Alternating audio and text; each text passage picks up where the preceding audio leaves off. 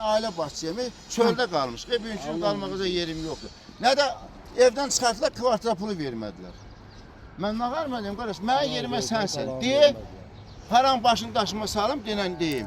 Qardaş, bilirsən nə var? Azərbaycan Respublikasının qanunu var ki, vətəndaşın mülkiyyəti toxunulmazdır. Yenə deyirəm, Bakı şəhəri Nozor qardaşları 55-də, mənim həyat yoldaşım Quliyev Məhbəli qızının adında fərdi yaşayış evimiz var.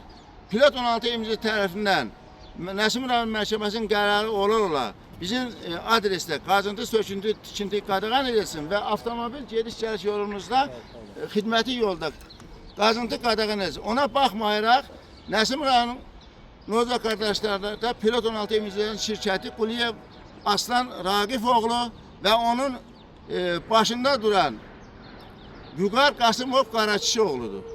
Keçmiş İmişli rayonu sabit deputatın qardaşı Əsabi Qasımovun qardaşıdır, Vüqar Qasımov. Deməli, mənim 7 noyabr 2024-cündə qeyri-qanun, yenə deyirəm, Nəsim rayon məhkəməsi qərarı ola, qeyri-qanun heç bir aramızda razılaşma olmuyor. Evimi uçurduqlar, evimin içində hazırda da fundament işləyirdi, qazıntı işləri görürlər. Və dəfələrlə Nəsim rayonun məhkəməsinin icraçısı, yəni rəisi, icra şöbəsinin rəisi Şamxar Quliyevə demişəm. Cəlaləddin Əliyevə demişəm, cənab rəis, icranın rəisi, cənab Cəlaləddin Əliyev. Mənim avtomobil piyada geliş yolumu bərpa eləyin. Mənə deyirlər ki, biz bərpa eləyə bilmirik. Hardan istən geçəcək, hardan gef gəlməliyəm. Bütün hamısını zabora alıblar. Bugünkü günlərdə 8 baş ailə başlayacaq, biz çöldə qalmışıq. Başa düşdün?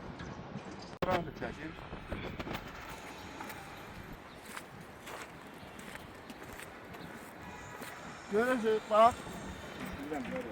Bax, o yer mənim yerimdir. Mənim evim bax burada yerləşir. Qeyri-qanunsuz, razılığımız aramızda razılıq olmadan evimi uçurduqlar, evimi yerinə katlaman işi görürlər. İstəyirlər ki, burada hündür mərtəbəli evlər tikələr. Deyirəm, mən torpaq mənim deyil, şəxsim mənim mülkümdür. Vermirəm torpağımı. Özüm tikəcəm.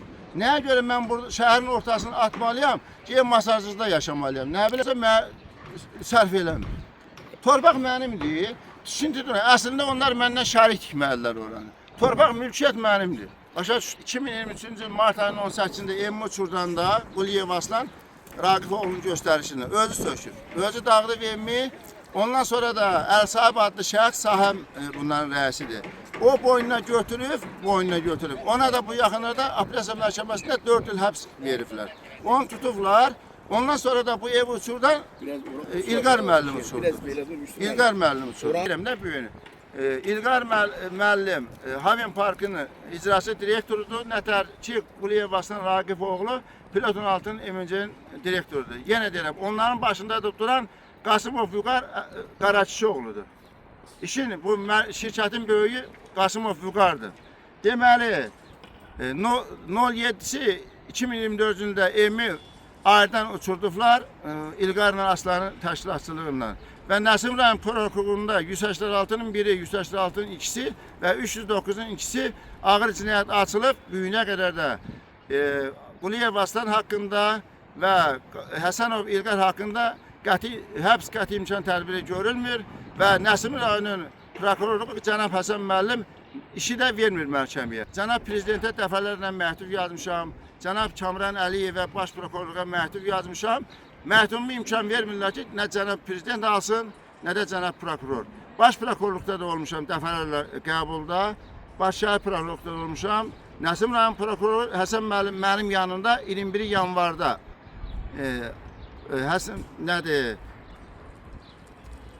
İlqar Həsənov İlqar Vidadi oğlunun haqqında dedi ki, Yusufi razı salmasa sizi həbs edəcəm. Bugünə qədər də heç bir həbs qəti imkanı yoxdur.